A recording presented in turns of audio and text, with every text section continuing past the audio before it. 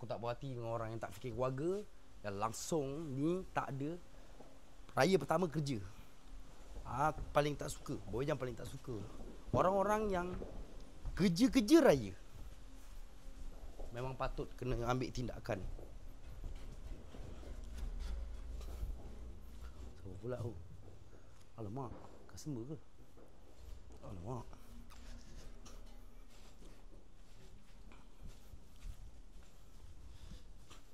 Dik, sihat? Selamat Raya. Duduk dulu, makan dulu. Oi. Selamat Raya, bos. Selamat Raya, Mazal Hatin. Kosong-kosong, bos. Nah, duit raya.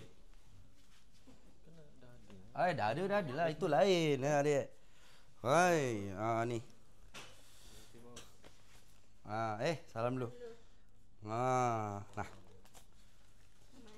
Selamat Raya. Ni adik.